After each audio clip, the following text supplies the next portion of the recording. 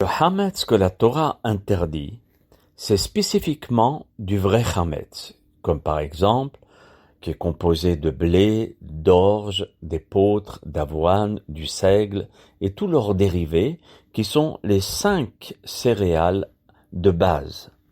La Gemara Psachim, à la page 21b et de même 42b, et c'est discuté aussi dans le Rambam Malachot Hametz ou Matzah, et conclut le Rabbi Yosef Karo dans le Shulchan Aruch, ainsi que le Rabbi Moshe Isserlas conclut la loi au chapitre 442, au saïf 9 et 10 du Shulchan Aruch.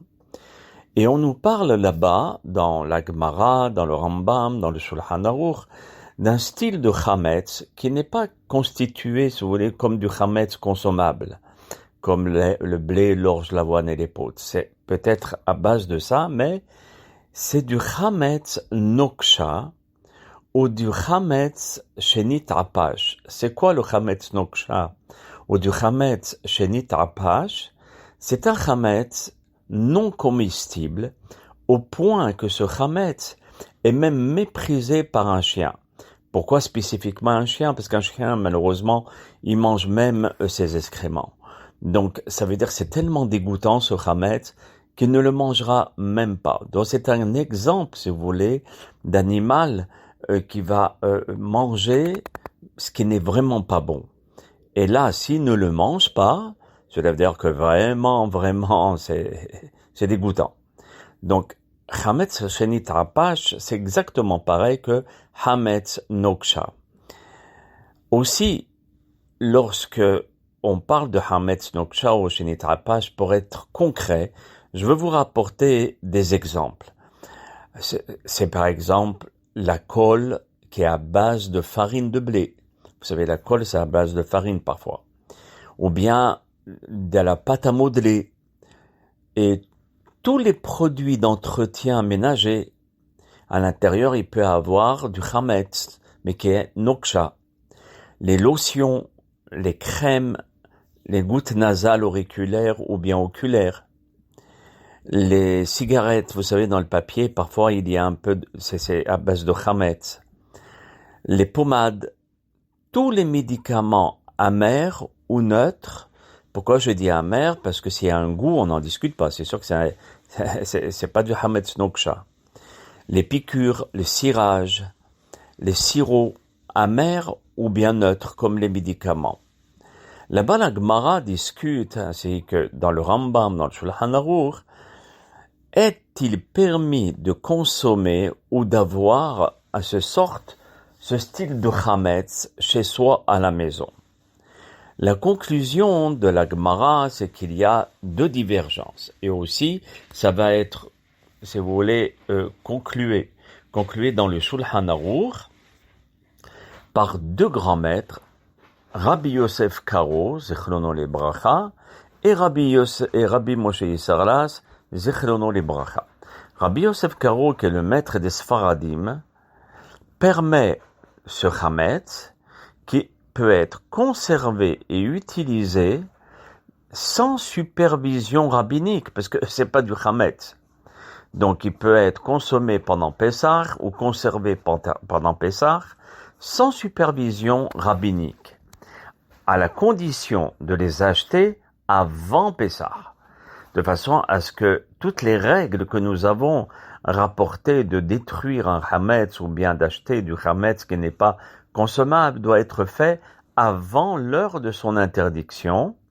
Et pour des paquets où il risque d'avoir du Hametz qui s'est glissé à l'intérieur, alors il est préférable de prendre des paquets d'emballage fermés. Mais si c'est des produits cosmétiques, des produits de nettoyage, ok, alors c'est pas besoin de les prendre neufs. Par contre, pour les produits de beauté, pour les dames, en ce qui concerne le rouge à lèvres, il est préférable d'utiliser ceux mentionnés dans la liste des Bet Din, les Batei Adinim, de la ville concernée. Parce que eux, ils connaissent exactement la molécule ou bien de la manière dont le rouge à lèvres est constitué.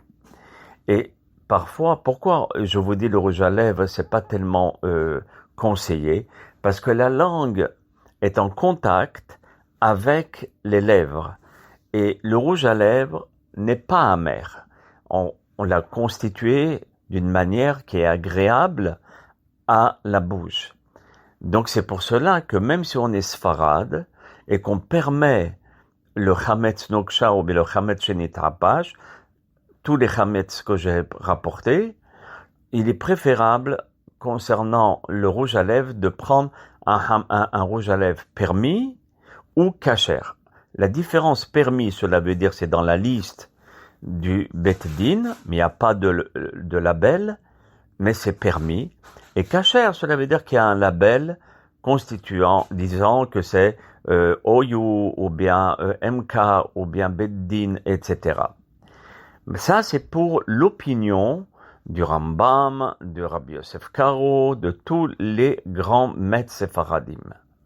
Maintenant, pour les grands maîtres ashkanazes, qui sont rapportés par Rabbi Moshe Yisserlas dans le Shulchan Aruch au Siman 442 au Saïf 3, et pour ceux qui étudient le Mishtabura, je sais qu'il y a beaucoup de personnes qui étudient le Mishtabura, vous pouvez le trouver dans le même Siman 442 au Saïf Katan 2 et 42. Alors eux l'interdisent. Eux, ils ne permettent pas du tout ce genre de chametz noksha ou de chametz shenit apash. Donc ils prendront seulement et uniquement des produits qui figurent dans la liste du Bet Din. Vous savez que le Bet Din dans chaque ville fait une sorte de revue et là-bas il est mentionné beaucoup de produits d'entretien, des produits de maquillage, des produits aussi bien pour les chaises, pour nettoyer, etc. Bon, tous les produits que j'ai mentionnés tout à l'heure. Et eux, ils ont fait une liste pour dire, voilà, dans ces éléments, dans ces produits-là, il n'y a pas de chametz, on a été surveillé là-bas. Ceci et toutes ces listes et toutes ces revues qui sont partagées dans toutes les synagogues du monde, je dirais, ça concerne seulement les Ashkenazim. Les Sfaradim ne sont pas concernés par ces revues. Par contre, certains Séfaradim du Maghreb ont l'habitude de s'en abstenir. Donc, vous allez me dire, alors comment je vais faire? Alors, vous allez faire de la manière suivante. Si vous avez eu l'habitude d'interdire ce genre de produit parce que vous ne le saviez pas, vous pensez que c'était interdit parce que vous pensiez que la loi l'interdisait, alors vous avez tout à fait maintenant le droit de les utiliser, même sans hatarat nedarim, c'est-à-dire sans annulation de vœux.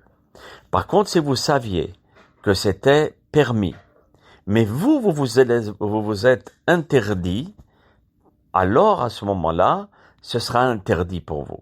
Sauf si vous faites hatarat nedarim, ça veut dire vous enlevez ce vœu. Ceux qui font partie, ça c'est concernant les Sfaradim. Les Ashkenazim ne peuvent pas faire hatarat nedarim, parce que leurs poskim, leurs décisionnaires, ne le permettent pas.